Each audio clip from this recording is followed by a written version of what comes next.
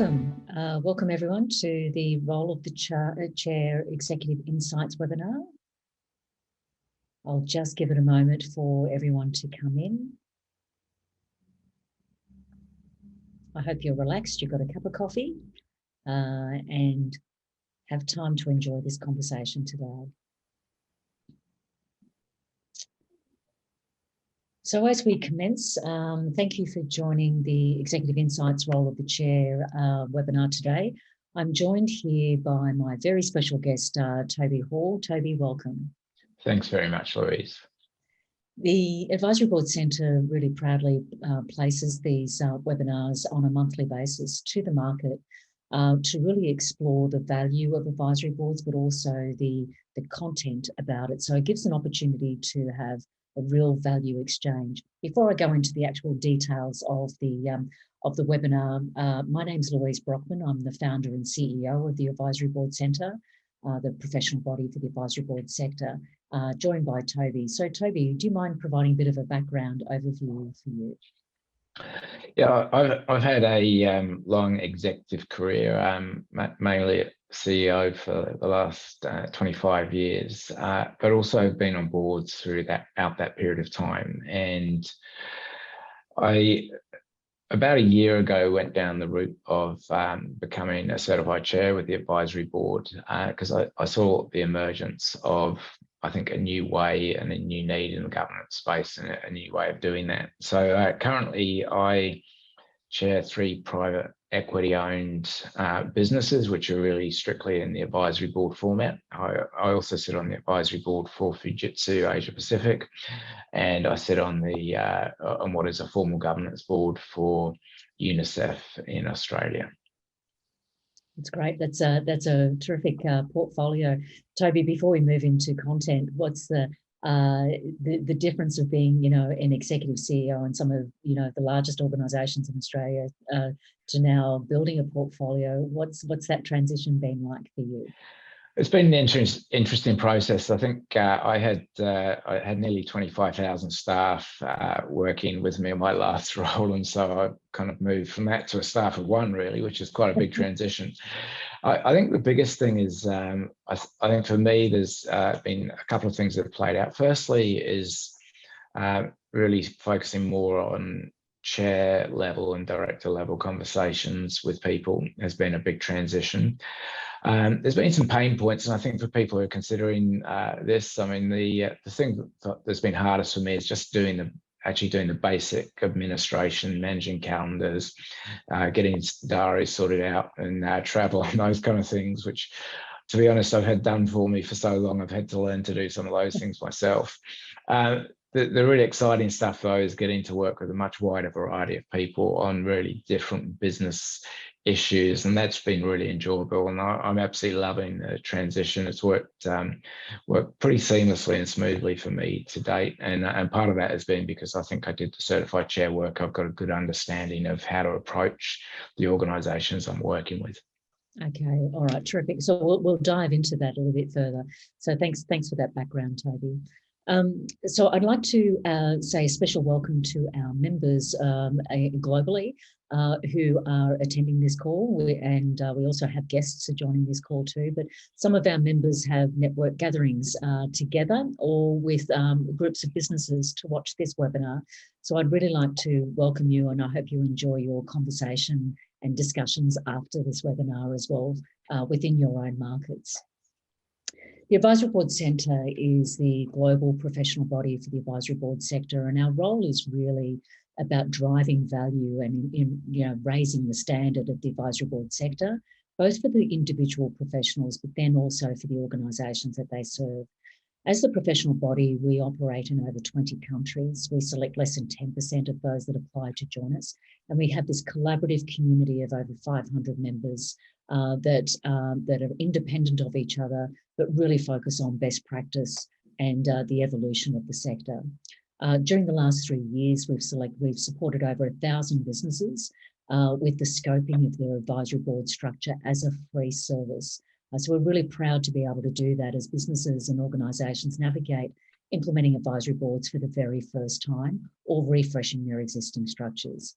Our key focus at the background of this is our research education, the ongoing professional development of the advisory board sector, because the sector is changing rapidly, and then also the advocacy, and some of the advocacy work that Toby, you've been involved with as well, has been specifically around the aged care sector, with regulations coming into the advisory board sector for the very first time. The key programs that we operate is the Certified Chair Executive Program. So we have the credential of a certified chair, which is the only credential in the world for advisory board professionals. And then we have the advisor concierge service that we provide the support to organisations and businesses when they're trying to evaluate what is it they need before they start focusing on who they need. So that's the service that we provide to really gain a quality connection and alignment between what an organisation is looking for and their advisors that they place on their advisory board. We are independent. We do not charge for that service. We don't take percentage fees, rebates or any kickbacks, just to ensure that the ethical boundaries around what the work is that we do and what the work is that individual advisors do within their individual portfolios. So I'm just going to start on the State of the Market report, which is our cornerstone research document that we produce every 2 years. When we produced it last year, we found that the sector had actually grown over 52% in less than 2 years. And this is a global trend. This is not our membership model. This is about advisory board professionals globally. The largest market for advisory boards, of where most people are advisors, is in the US market, 45%.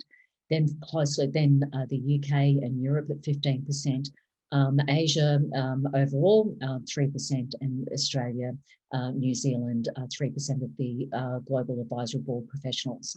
But this level of growth is an incredible opportunity, showing the increased utilisation of advisory boards, but it's also problematic because we're going to have a lot of people sitting on advisory boards that don't actually know what they're doing. And so the role of a chair becomes really important to be able to bring the advisory board to life, to make sure it's impactful in the work that they do, but it's also safe from a governance perspective as well. And so, Toby, this year, both Financial Times and Korn Ferry referred to the State of the Market report and publicly, documented that they're seeing this as the hot new governance trend in the market today. Not advisory trend, but a governance trend in the market today. What are your thoughts on that? Because you've sat on both governance boards and advisory boards. Yeah, I think I don't know if I call it the hot new trend, but that's it's great kind of language for it. But it is absolutely, I think, something that's becoming essential. And I think this plays out in two ways. The first thing is that the compliance requirements on most listed entities and most governance boards now are quite significant. And they're so significant that if you've got a good governance board, up to 75% of their time is actually taken up with compliance-based issues. And those are important. There's a lot of legal constraints, a lot of regulatory requirements that have to be met. And what often I think you'll find in governance boards is there's then areas of activity that they don't have time to focus on as closely as they should. Now, a classic example, if you look at the situation in the last few weeks in Australia with the Optus data breach, a governance board really is probably unlikely to be putting enough time into something like cybersecurity because it just doesn't have the time. It's doing lots of other things. And so often the answer to that is, well, let's put in place a board subcommittee and the board subcommittee will deal with the thing. But the board subcommittee doesn't necessarily have the technical experience or skill or gifts to deal with a complex area like that. Whereas a board can easily turn around and say, this is a really big issue for us. We don't have the internal skills. We don't have even the skills on our board, but what we can do is create something like an advisory board that can sit alongside us on a particular project area and advise us, how do we do this? How do we do it well? How do we cover off what we need to do? And that plays out in a range of areas from my point of view in strategy, where boards often don't have time to get into in-depth strategy issues. They don't necessarily have the experience, and a lot of boards now format around a bunch of skill sets which work for compliance, but not necessarily work well for running businesses. And so a lot of boards, I think, are starting to say, how do we get the time and focus on those other areas which we can't necessarily dedicate? An advisory board's a great way to do that. And in an advisory board structure, you can bring in people from outside to assist almost on any task and to advise and give input to the board. The second thing is we're seeing an absolute proliferation of privately run organisations. And that plays out in a few ways. A lot of companies being run by private equity firms these days. We've got an owner and a CEO, and sometimes not much in between. And some of those businesses are quite large. I'm also seeing in bigger international organizations where they've got a local business field, and Fujitsu is a really good example. It's a Japanese-owned firm. They're a very successful business, but they have local operations, which are really a very sizable business. Their local team actually needs local input and advice on how do I approach the market, how do I deal with the stakeholders I've got to deal with, how do I engage with the different regulators in the marketplace. And the advisory board can play a really great role in that field. So I see that it is a growing area. I think sensible boards are going to see and be looking for more groups like this. We actually use the equivalent of this quite often in some of my executive roles anyway. And so seeing a formalized structure, having a training program, having board chairs who know how to deal with this professionally, I think is brilliant. And so it's a really exciting part of the future. I can only see them growing and growing in importance over the next decade. Yeah, thanks, Toby. It's that stakeholder economy, isn't it? That it's a great way for governance boards to be able to leverage the agile nature of an advisory board. Yep. Yeah, but that means then it needs to really be carefully managed. So the Absolutely. role of the chair, yeah, you mentioned, you're loving it, but the administration around it is actually really quite different when you've actually got no one to delegate to do those parts. That's the one, yeah. If we move the administration part of it and actually the functional aspects of the role of a chair, what do you see from your perspective as the role of a chair? Firstly, in a governance board, and then we can look at the advisory board. Yeah, so I think the first thing is to have a very clear understanding of what is it that either the governance board or the business owner is looking for from the advisory board. And they're seeking an advisory board because they've got some kind of problem and they want an answer to that problem. Now, it might be an organization-wide problem or maybe a project-based specific problem, but that they've got an issue that they want addressed. And I think the first thing that the chair brings to the table is to sit down with the owners or the owners' representatives in a governance board to clearly understand what is it you're looking for, because the advisory board is unlikely to do everything you want. It's not a governance body. And so we've got to be really clear in understanding what are your goals, what are you hoping to achieve? And that's the first thing the chair has to do. Once the chair's got a good understanding of what the business owners, and I'll use the language business owners for now, are looking for, they're then in a position to help formulate the structure of the advisory board team around the specific goals that the governance board are looking for. And so as an example, if you set up a normal board has often got a range of skill sets. You'll be looking for finance, you'll be looking for legal, you'll be looking for compliance skills, and then technical business skills. But if you've got a advisory board and the business is really looking for advice on growth and how to expand into new markets, then you can tailor the advisory board around that. And certainly a couple I'm looking at, one is looking at how do I break into a completely new market, and how do I establish myself in that market? How do I grow in that market? How do I even present myself to that market? They don't need a lawyer around the table to assist with that. They need very technical skills, and the chair can work with them to find people with those technical skills and bring them to the table.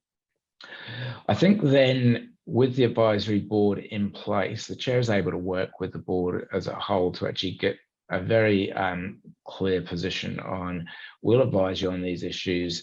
Here's the time frame. Let's agree a timetable, make sure we're all agreed on what we're going to achieve, set targets and put those in place. And then has to do two things. Firstly, it's got to hold the business accountable to upholding its part of what needs to be done.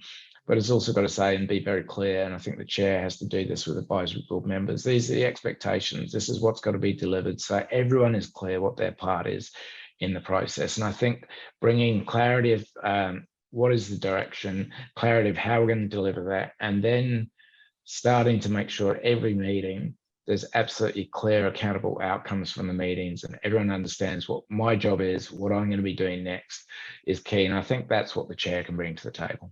And it's an interesting thing around accountability when the advisory board structure is a problem-solving model, not a decision-making model. Yep. And the advisors are appointed by the organisation and not by the chair, so that you maintain independence of each other and you're not becoming vicariously liable for each other. So as a chair, and this often comes up, it came up in the Certified Chair Executive Program yesterday as a debate about if an advisor is not turning up for meetings, is it the role of the chair to follow up on it, or is it the role of the business owner and the chair to follow up on it because they're actually not accountable to you as the chair? I think there's a difference between being accountable to a chair and being accountable with a group structure. And it actually plays out in any governance role. And technically, even a director on a governance board is not accountable to the chair. They're accountable to the shareholders. They're appointed by the shareholders. However, the chair is given the responsibility to ensure that people are delivering on the promise they've made.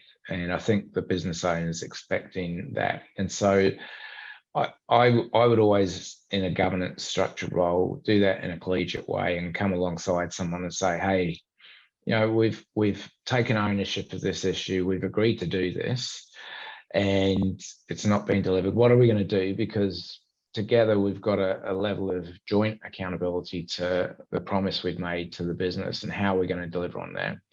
And I think we have to be clear to say to people and advise the business owner, if someone isn't honouring the commitments they've made to the business, then that needs to be addressed. And now I've seen that happen in different ways, and I've had some examples of this already. In one environment, the business owner wanted to deal with it. They said, look, I took the accountability, I appointed the person, I need to deal with it. And they did. In another, the business owner said, yeah, I took the decision. I did bring the person in, and I'm accountable, but I want you to go and have a conversation with them and ask them if they can lift their game. And some of the time, being kind of able to, I guess, be the person who's the broker in that decision making, that discussion, is a useful thing to be able to do. And it may well be that the owner has given wrong information to the advisory board member, and I think a chair can bring clarity to that. Interesting role as a broker to that conversation. Yeah. Okay. All right. So in the best practice guidelines, the best practice guideline 205 is about roles and responsibilities. And in this one, we talk about the facilitation role of the chair, because the chair really has multiple roles, isn't it? You're a facilitator and you're a mentor, and you could probably put a name or a few other different functions on there. But the best practice guideline, brings it down into three key areas of responsibility for the chair: the establishment phase, to make sure that it's on purpose; the management of it, so it's on point; and then the review of it, so it's on target. And so, Toby, love to probably get your perspective on those three different, responsibilities that you have as a chair from your perspective. Yeah, absolutely. I think getting the purpose, as I've said, right, and getting clarity around that right up front is absolutely vital, because if everyone's not clear on what we're here to do, you're going to have a problem, whatever, in all the other spaces. So I think getting that clear is vital. And looking at the purpose, the charter, the map, and the structure and the boundaries, my experience is actually being 3 to 4 meetings go into that process, because it's so important to get it right. And so I think my focus and my advice to anyone who's coming in as chair is you have to take that part seriously. I think the advisory board has got some great tools to assist with that. And look, I've worked in a lot of corporate environments, and I've seen a lot of corporate governance work, and I've been really, really impressed with the tools the advisory board have got. In fact, a couple of times I've just taken the template straight out used it and it's worked brilliantly. So the tools are there to assist you get this right in terms of being a chair. And so that's a really important tool guide. But I think be clear that yes, we've got to do that right, but there's really good tools to assist with that. Managing on point in terms of making sure that the meetings are happening, they're scheduled, the agendas are done, and the minutes are done. That needs focus. I don't think it's always healthy for the chair to do all of that work, and I think it's good to have either support from the business or from other advisors that are prepared to take on some of the activities to ensure that those things are done. My kind of view at the end of any meeting is that you want to walk away with a clear set of actions and everyone understanding who is accountable for what are in those actions. That's standard kind of meeting practice. The goal of getting contribution, I think, is really important for a chair. And I think as a chair, you have to proactively say to people, if someone's at a meeting, they're not contributing, or you kind of see body language which doesn't look good, that to me says, okay, that's the time to start to ask questions. And people are there to provide advice. And so it's very important that you draw them out. And if someone isn't coming out, my personal approach is just to say, hey, Louise, what do you think on this subject? It's really important to get your view. Are you comfortable? Are you worried? Are there any concerns around it? And I think drawing people into the conversation is really key. Mentoring pay, I've found in a lot of cases, particularly with the business owner or the CEO, is taking a lot of time as well. And I've found on the advisory boards I'm on, where I'm chairing, I'm kind of an hour to 2 hours a week on kind of mentoring type processes with people in the business. So there's a lot of work going into that as well.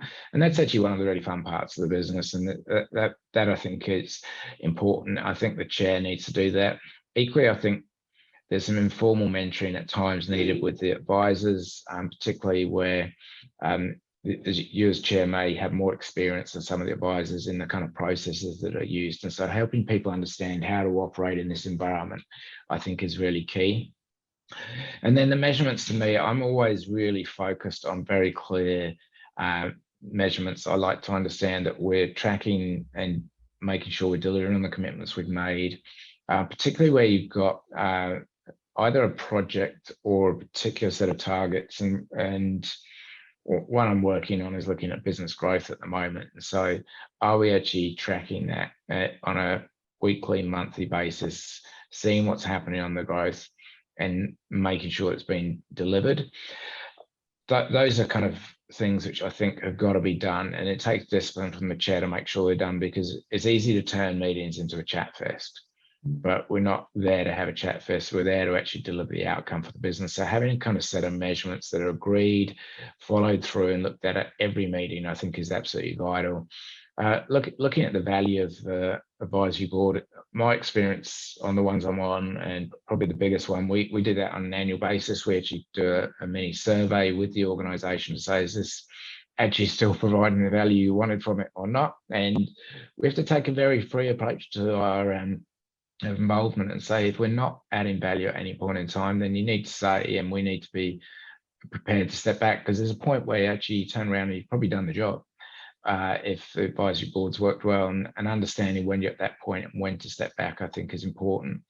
Equally, the structure and the membership of the advisory board, I think, and the reshaping needs to be looked at on a regular basis. And the reason why is that some parts of a project are invariably short term and don't necessarily need someone there for a 3-year period. They might only need to be part of the advisory board for a year. And so I have been able to have those kind of mature discussions around engagement, where people are adding value, and saying to people, it's much better for you and for the organisation to be in a place where you're really adding value and not just being here because we're having these meetings for fun. And I'm actually having a meeting on Thursday where I'm going to say to people, look, I think I've done everything I can do at this particular group. It's time to let someone else come in who's got better skills to take it to the next phase. And that takes a real level of maturity, and a good chair will help foster those discussions as well, I think. And managing that conversation with advisors and managing their expectations that, you're there for a period of time, and then that point of time where it's not adding value, that must be a tricky conversation to have, Toby. It's a really it is a really tricky conversation. I think it's important to do or have in your head almost at every meeting. Once you've got into the cycle, once you know you've got a project plan, you know where you're heading, I do think you've got to ask yourself, am I really bringing the value to this organisation that I promised?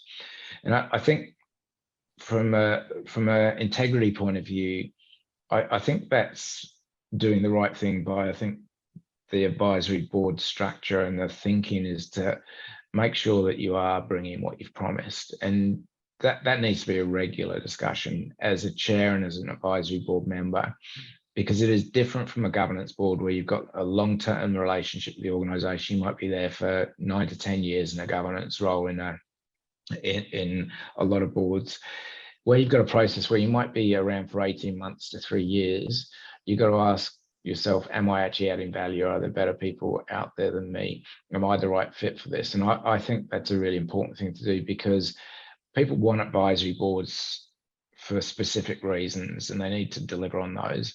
And if it's not quite happening, it's okay to step out and say, actually, there'll be something else for me which is a better fit.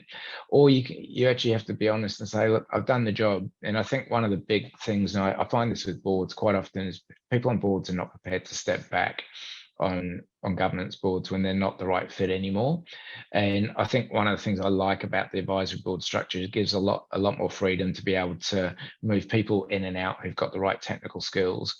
And that takes a level of maturity. And when you get back to some of the really complex issues you have to deal with on big projects, on big governance issues, and like I said earlier, cybersecurity is a classic example, you really need very technical skills in that space.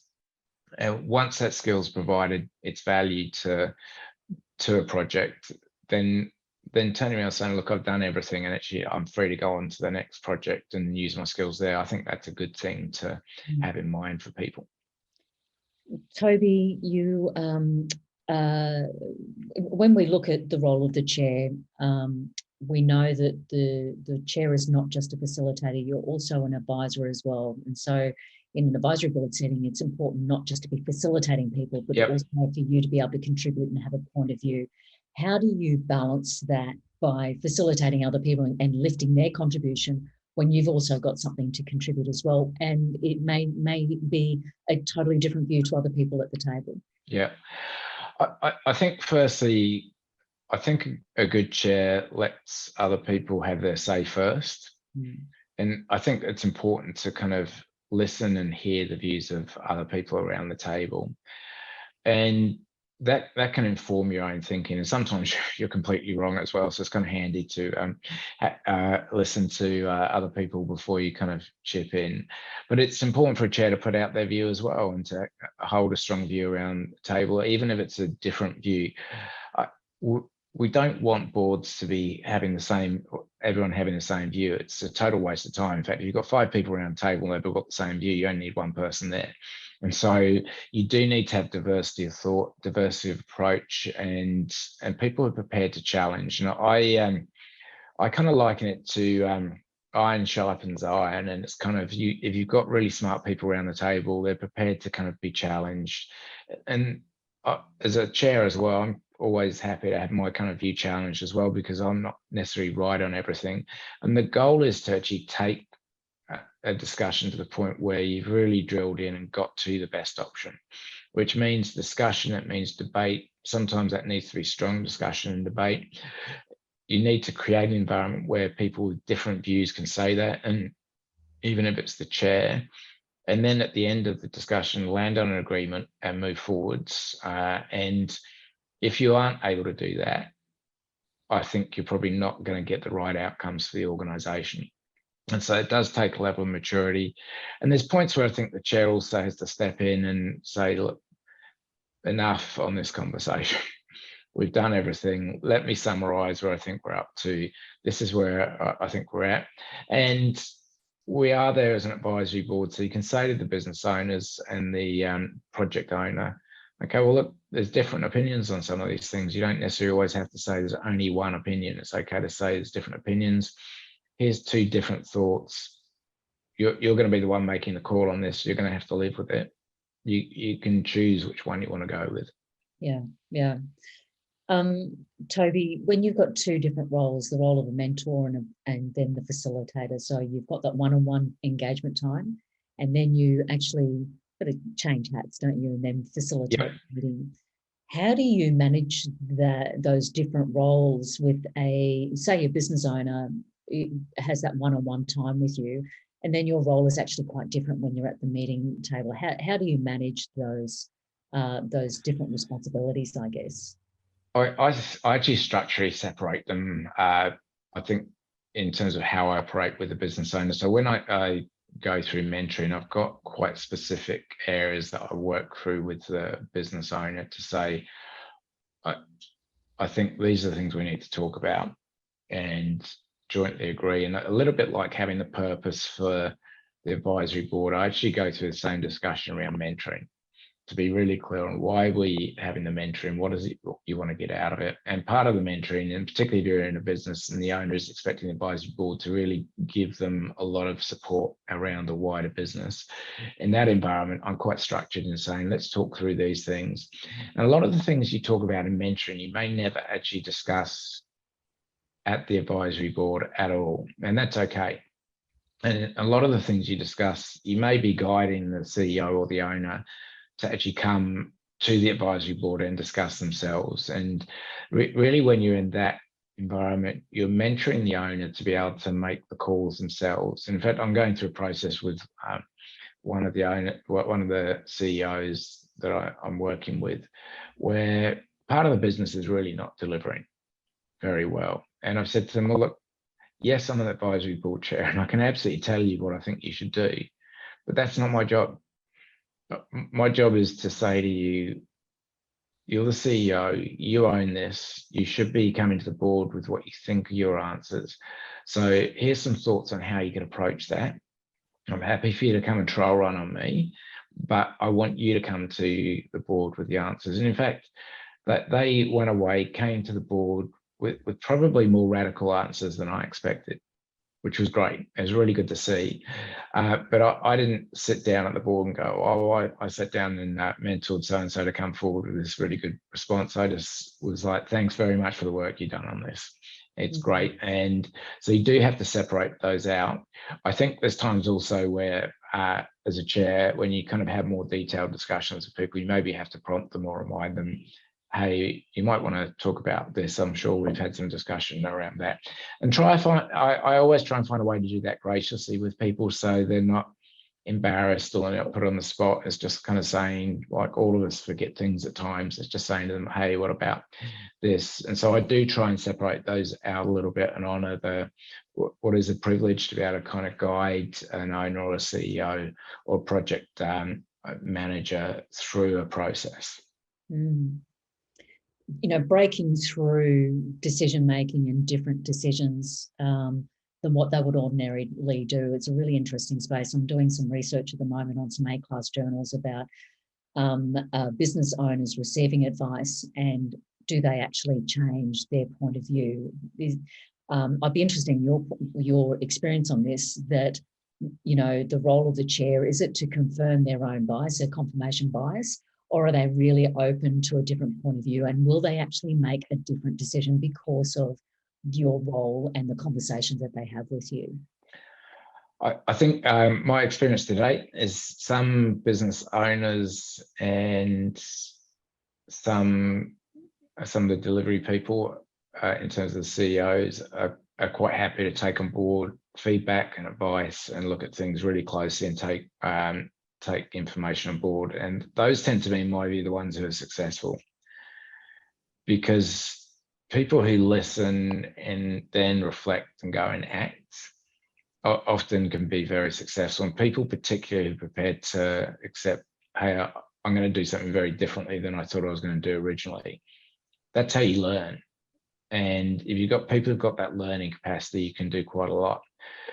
There are business owners and CEOs who don't really like to listen to their board, doesn't matter which type of governance structure you've got.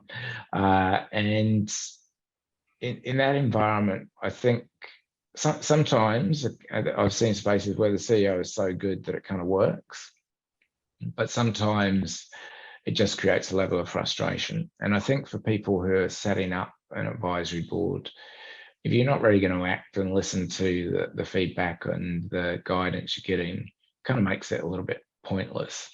And so, and this is a risk in some cases, because you'll get people who are encouraged to set up an advisory board where they maybe don't really want to. And as a good example, once you go into the aged care space, the aged care space is going to be mandatory to have advisory boards in customer feedback.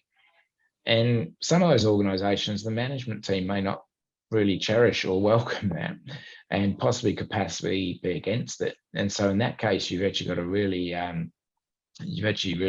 to be clear about saying, this is our advice, and we want to be clear to the governance body, this is our advice in this space. Now, if they don't want to act on it, that's their choice. But you as the advisory board can make sure you give that advice. I kind of tend to be, I would tend to get to a point though where people who really weren't taking advice on, I'll probably say, look, I'm probably not the right person for the role if I'm not getting to the point where it's adding value, to the point where you want to look at things differently or prepared to challenge things. And that, again, a lot of this comes down to, and I think this is a beautiful thing about the being a certified chair and the structure of the advisory board training, is to have the maturity to turn around and have those kind of discussions, both with yourself, but then with the advisory board and with the owners of the business. Okay, thank you. I'm just going to go over the structure and then managing time, just from a logistics point of view. In the business sector, most organisations will recruit the independent certified chair first, and generally they will work with the business for 3 months. And the most commonly sought after sort of background or skill is around commercial acumen. That's what they look for. The advisors then chosen are fit for purpose, and they generally start 3 to 4 months after the chair commences. You mentioned that with your establishment phase, it's been about 3 to 4 months for you, Toby, working with as well. Yeah. Okay. All right. That's interesting. From a management of time point of view, the most common structure with the chair is a half a day a month for from 90 days from a project advisory boards through to a 3-year advisory board. What we are finding, though, in the annual engagement and rates report that we just released last month, is that where chairs are working at a half-day rate, they're actually charging a retainer, which is higher, which means that they're making themselves available probably to be available for other things. So I'm just really interested in that relationship with regards to time and the way that you manage your relationship with the business that you chair. Yeah, so I think the formal meeting process, in my experience, is probably that half day a month. And so certainly in nearly all the kind of board structures and advisory board structures, it does end up being roughly half a day a month. But then behind that, there's preparation and discussions with the CEO or the business owner to actually get to the point where you can have the meeting in the first place. There's also, in my experience, follow through to say, is this job being done? Are people actually getting on with the actions they've had from the last meeting? I think I've definitely found I spent time with that. In every case, there's been more mentoring than I expected. And so I've kind of found where you say you do a half day a month retainer, in reality, that's kind of a minimum of, like, time-wise, a minimum of a day in an easy, and that's in an easy environment. Now, in a more complex environment where you're doing mentoring, the business is wanting to get more support, and I've got some of those, it actually kind of rolls out to 2-3 days time a month, and often quite regular kind of conversations on some issues. And particularly, say, one of the organizations I'm working with is going through some acquisitions, and that's taking up a lot of time. And so I've actually had the discussion around this with businesses and said, look, it's probably better to structure a retainer style model. And I think particularly at the chair level, I think that kind of works well. And let's be pragmatic about it. So look, if I'm finding I'm not doing enough time to justify the retainer, let's just be upfront about it. But if I am, then let's be upfront about that. And I'll say, look, if I thought I was going to be doing a day and a half a month and I'm doing 4 days a month, we need to discuss that, because everyone needs to be, I think, getting out of the relationship what they expected. I've actually found the retainer systems worked really well. And there's times where I've been much busier on a particular advisory board than I expected, and there's times where you're quieter, and so the retainer structure works well for that. So my kind of headspace and advice would be, if you've got a half day a month meeting structure, I would kind of have in your head that probably you're talking about a day to day and a half reality in terms of work, if you're doing the job properly. And so therefore factor that into your thinking in terms of the sort of fee structure you put in place. The best advice I had around this is actually from the advisory board chair at Fujitsu. We sat down and talked through this, and he said that the one thing he felt when he started out, and I kind of felt, it's very hard to work out how much do I charge to do this work. He said he started out undervaluing his skills and his value. And I think my initial headspace was that as well. Fortunately, I had that discussion with him before I charged any fees to him.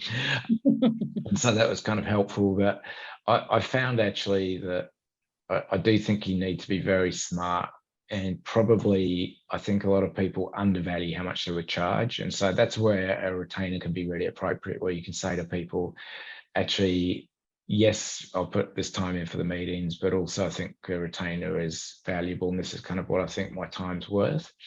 And I haven't had any kind of serious pushback on what I think is a reasonable and sensible sort of fee structure, either on the retainer model or on the advisory structure. And so I think go into those discussions with confidence would be my advice. Yeah, good. And for our members that are on this call today, look for the engagement and rates report that we produce annually. We've got some really interesting rate markers in there for both half-day rates and retainers. And the trend is that really revealed itself this year, Toby, that the retainer model is certainly becoming more and more popular.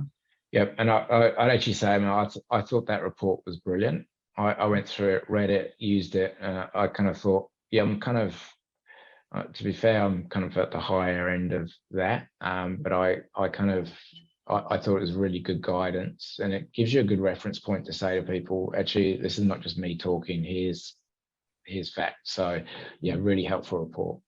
Okay, thank you.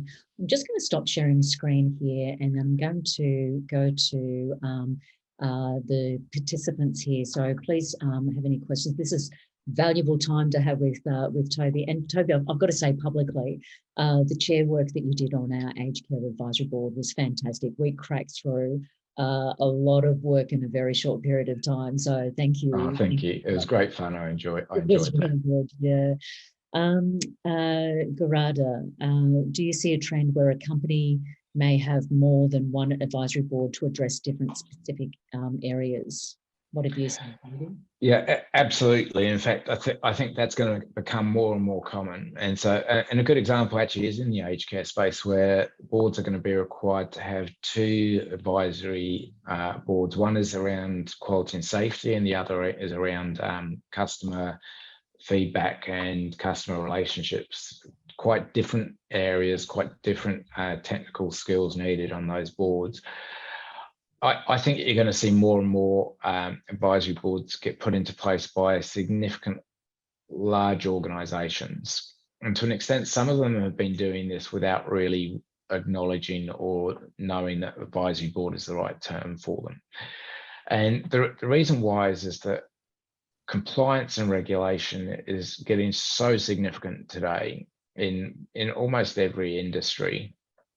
The boards haven't got the time to dedicate to a lot of strategic areas that they need to really focus on, and the board as a whole doesn't necessarily have the skills it needs to cover some of the areas. And if you look at your kind of average business, I've got business growth, I've got new markets, I've got HR, I've got finance, I've got debt raising, I've got all these things I've got to focus on.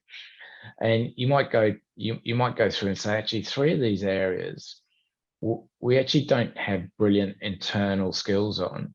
And for a relatively small amount of money in the scheme of things, I can get some of the best people in the market to advise me on this particular field. And so I think boards will start to look out for this more. May well be in some larger boards, they say, well, look, I want one of my board members as part of that structure, as part of the discussion. But I absolutely think it's going to become more and more common. I think executives are looking for this on major projects. And you can see, particularly in major internal projects, major infrastructure projects, having external input into some of those is invaluable. In fact, I know, as a good example, at St Vincent's, we did some very major infrastructure work. So I was there. We spent, I think, close to $1.5 billion on infrastructure programs, and those work best at times where we had external experts on advisory boards with us, assisting us, and that they could cut through so much so quickly. It's incredible. And so the value is huge. And so I see this is going to become common. I think, as you've seen from Korn Ferry, and Korn Ferry knows this space really well, and in the financial review, they're kind of saying this is the future. And it's becoming clear that boards basically are struggling to govern, and therefore this type of model is needed. I think also I've seen smaller business owners are really embracing this concept. And I'm working with one at the moment who approached me on what is a really exciting project, and right out as a start out. And so I think they'll start to see the value of them, and I think they'll use them in phases of business growth. So absolutely, I think this is going to become common. I think we'll see organisations with several advisory boards in place in the future. Yeah, terrific. Thank you. Rick has got a question here. Does it happen that a company founder may want an advisory board but not really have a purpose for it, other than hearing that it's a good idea or that it provides kudos to have senior advisors to the business? Is this a good basis for establishing an advisory board? Okay, is that likely to happen? Absolutely. Is that good practice? I would, with a business owner like that, I would sit down and talk to them about understanding what are they hoping to get out of the advisory board, what's the structure. For those of you who've seen the advisory board growth tool, I think it's a brilliant platform. I love that and have used it with people. I'd be kind of saying to them, okay, well, if you don't think you need this, or you're kind of just doing it for fun, well, let's look at this tool. Just sit down and go through that. And you'll see from that you've probably got some gaps in some areas. It's very rare you find someone who's got everything covered. And even if you haven't got gaps, you're probably not filling the aspirations you yourself have set. And if you can show people that, then you can say, well, that's why you want an advisory board. It's not some kind of clever idea. It's not to kind of have kudos. It's actually to get things done. And if you can show people how they can get things done and where they've got gaps themselves, you can then say, hey, this is where we can help. This is where an advisory board can fill in. It may well be you turn around and say at that point, I'm completely the wrong person to help you with it. And I've done that in a couple of cases, but I can say that there's a group of people who you can go to the advisory board centre, you can get advice, you can seek out chairs.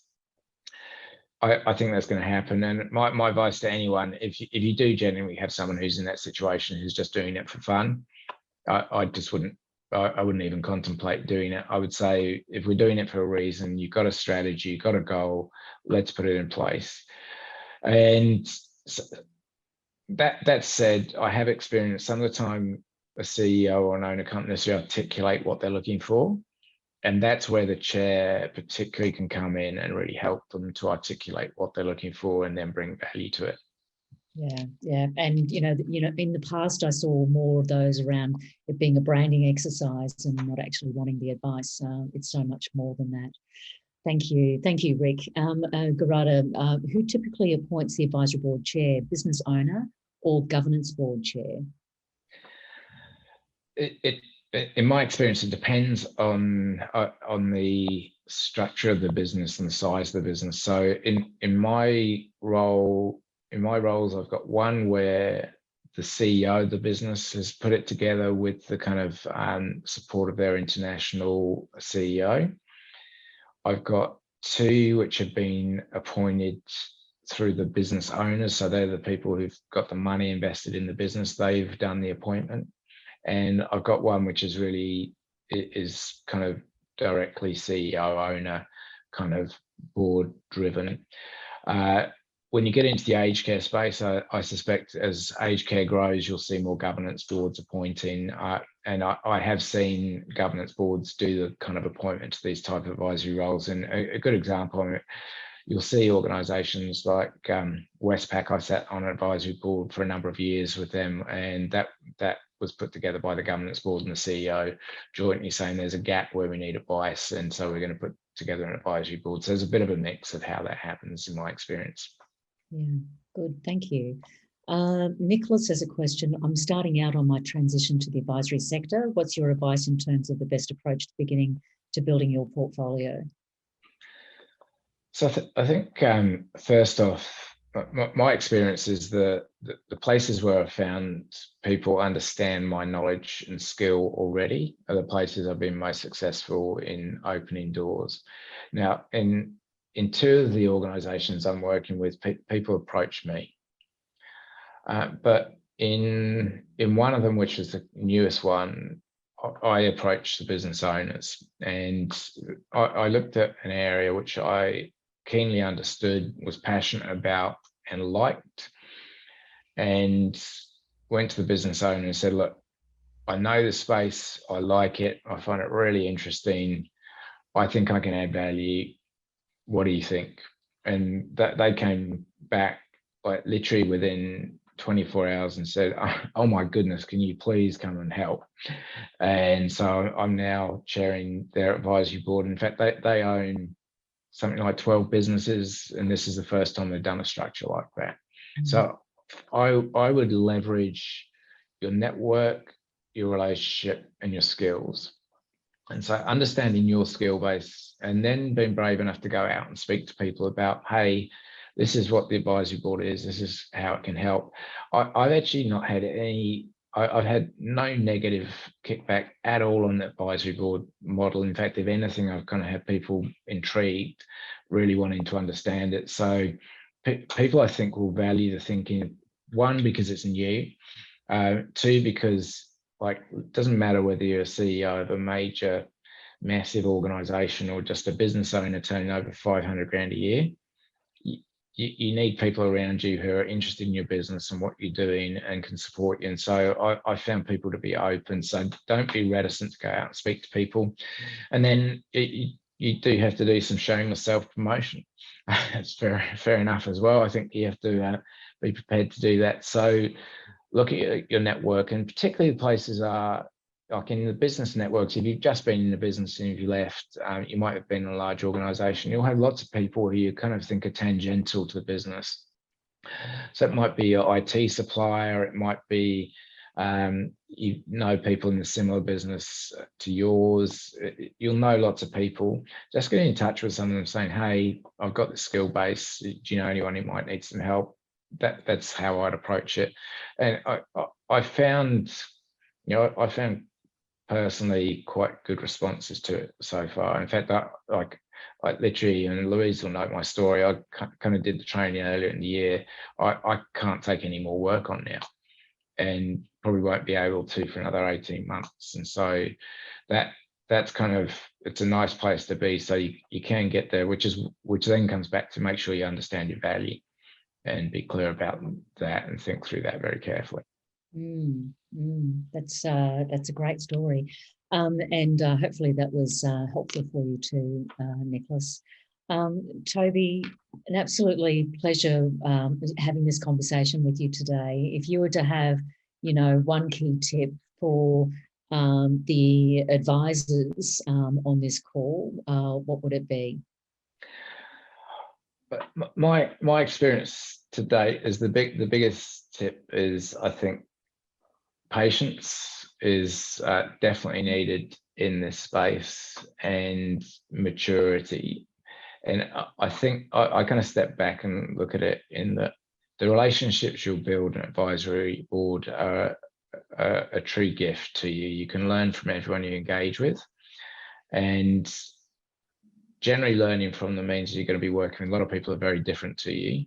and maybe operate differently. And in that space, sit back and be gracious, let it happen, and let the world be a bit different and challenge you to grow as well. And if you can do that, you'll really, really enjoy this space. That's really wonderful. Thank you so much, Toby, for taking the time. Absolute pleasure. And thank you, everyone, for joining us, and for the advisory board community that are gathering together and doing this with groups of businesses. I hope you enjoy your continued conversation after this event as well. Thanks again, Toby. We'll see you again soon. Thanks so much, Louise. See you again soon. Bye-bye.